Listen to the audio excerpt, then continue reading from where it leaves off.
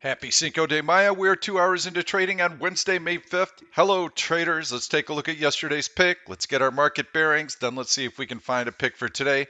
Yesterday, I highlighted CVS. You can see it had earnings before the open and it gapped higher. Stock was able to advance even with the market falling apart. That was a sign that buyers are lined up. If this opening gap higher had been all fluff, they would have taken those gains away when the market dropped, but they didn't. Buyers were so aggressive that even while the market was falling, they wanted to buy this stock. Look at it today, trading near its high of the day. So CVS looked very good. I love that breakout through horizontal resistance right there. Came up on the pop bull search. Beautiful move higher and continuation today.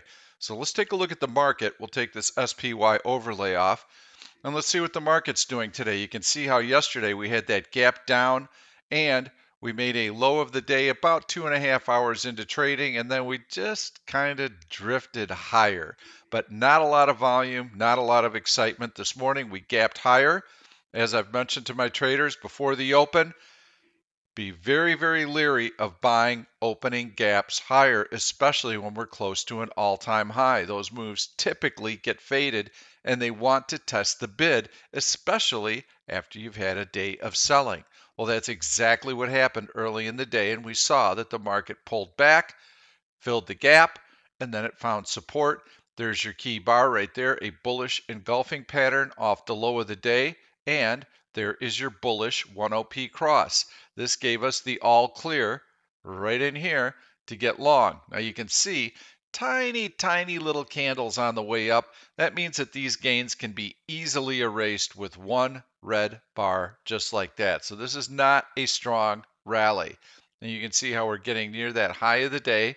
And if we can take out the high, we'll fill in that little bit of gap that's left from yesterday. However, I think the market's going to hold the range for the day. That'll probably be your high of the day. This will probably be your low of the day. We're probably going to close pretty close to where the market opened. Well, why would I say that? Well, you can see these tiny bodied candles. They're called dojis. The market has had a tendency to close very near its open. There is nothing going on here. You can see how quiet everything is.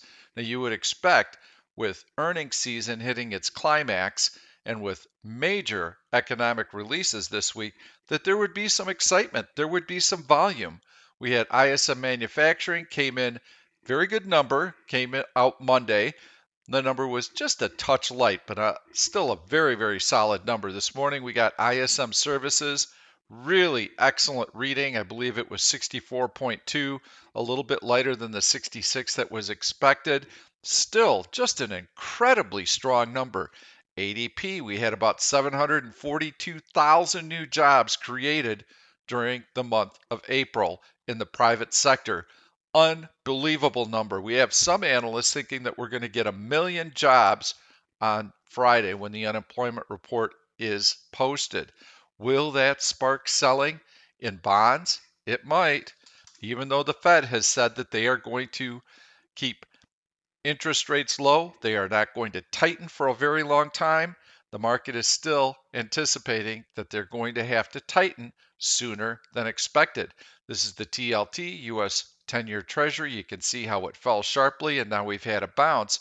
This is looking like a little bit of a bear flag. There's your upward sloping trend line. If this trend line is breached, we could test the low. What does that mean? Well, that means that interest rates are going to start creeping higher, and that will not be good for the tech sector. So if you're looking for sectors to short, right now you want to be shorting tech. The sectors to buy, basic materials. Anything related to steel, aluminum, oil, all moving higher. That is where you want to be buying. The the drug sector, the healthcare sector has also been a decent performer. Financials, pretty good as well. So that's the backdrop for the market right now is we've got nothing going on, price compression. Now, if the market is able to tread water for another week or two, that means that it's building its strength and it's getting ready to stage another leg higher. However, just having come off of big tech earnings, I think that some of the air still could get let out of the balloon. If we take out this support here, we'd probably test SPY 405. I don't think that we get down to SPY 400, but that would certainly be a major technical support level. And I would be an anxious buyer at that level. I think everyone else would be an anxious buyer as well. You can see that the 50-day moving average comes into play right around that 401 level. So we'll see what happens. If the market's able to digest all of these gains, that was an 8% move in about a month. Big, big move. That's why you're not seeing stocks lift off with unbelievable earnings and strong economic numbers without the fear of Fed rate hikes. Simply pausing, digesting those gains, giving the bid a chance to grow before it takes its next leg higher. So in another week or so, I'm going to start looking to put some swing trades on, some bullish swing trades. Until then, I'd love to see a market pullback. I don't know that I'm going to get one. Yesterday, you can see bullish hammer right here. The market tried to test that support level and it closed near its high of the day. And today we're trying to inch higher again. So what I would like to see, this was in January after big tech earnings. We had a really nice, decent pullback and then a bounce. So this is what I would love to see because then I can get a little bit more aggressive. Option implied volatilities are extremely low as the market compresses. So selling out of the money bullish put spreads, very difficult right now because you've got to go very, very close to the money to get any decent kind of credit. So for today, I'm going to continue to take a look for bullish day trades. So I'm going to go into one of my searches here, heavy buying, and we're just going to click through that list. And I'm also going to go into a search red hot. Well, we don't have anything coming up on red hot right now. So let's stick with heavy buying. And you can see CZR, nice move after earnings, challenging that resistance. Not one that I'm interested in. TMUS, a lot of resistance to get through. And then it's got this level a little bit higher. Caterpillar, love it. That is your pick of the day. You can see that big volume right in here after earnings. So it pulled back a little bit after a really good number. It held the lower end of this compression, and now it is starting to move higher, and it's getting ready to make a new all-time high. Let's take a look at that 5-minute chart. There you can see relative strength. Get that 5-minute chart of the SPY up so that you can see tick for tick what the stock is doing. Look at that strength. Yes, the market is drifting higher. Tiny little bodied candles here. Big green candles for CAT. CAT is getting ready to launch. I like it a lot. So I think this stock is going to continue to perform very, very well.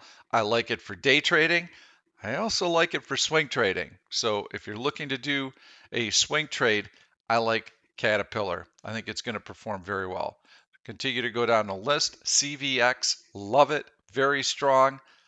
Energy company, you can see nice little trend line there. You can see how it's through that horizontal resistance, put up the major moving averages. It's way above all the major moving averages, so they don't really come into play here.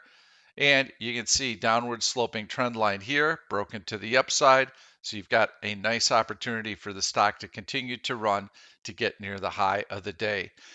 That's it for today. I'm going to just focus on CAT. That's your pick of the day. We've got a lot of searches that help us find these stocks. So stick with day trades for right now. If the market continues to look good over the course of the next week, you can start gradually adding some swing positions on the notion that the market is going to compress and then eventually break out as that bid grows. Thank you. We'll see you tomorrow. Thank you for watching this YouTube video. I'm Pete Stolzers and I'm going to keep the trade ideas coming along with lots of education, so make sure to subscribe to the channel and please turn on your notifications so that you never miss another trade. If you like the content, please give it a thumbs up. I've loaded 2 other videos that I think you're really going to enjoy. Stay tuned. We'll see you soon.